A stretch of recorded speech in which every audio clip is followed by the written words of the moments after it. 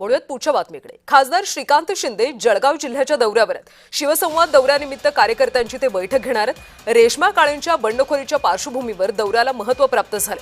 श्रीकांत शिंदे रेश्मा काळेंचं मन वळवणार का याकडे आता लक्ष आहे। बैठकीला चाळीसगाव अमळनेर इथले शिवसैनिक आणि पदाधिकारी उपस्थित राहणार आहेत।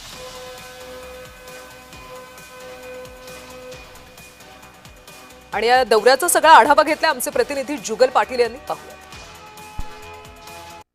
जळगाव विधान परिषदेची रणधुमाळी सुरू असून जळगाव जिल्हा दौऱ्यावर आज श्रीकांत शिंदे हे येत आहे।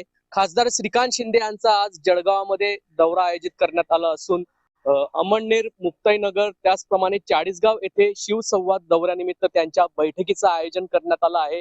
आपण जळगावातील विविध चौकांमध्ये या ठिकाणी बॅनरबाजी करण्यात आलेली आहे। श्रीकांत शिंदे नेमकं या दौऱ्यामध्ये शिवसैनिकांना काय संबोधित करता हे पाहणं महत्वाचं ठरणार आहे।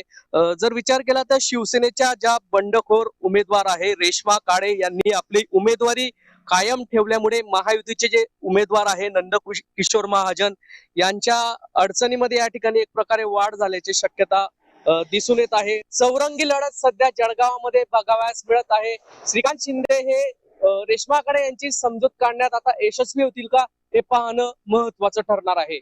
जुगल पाटील, जय महाराष्ट्र न्यूज, जळगाव।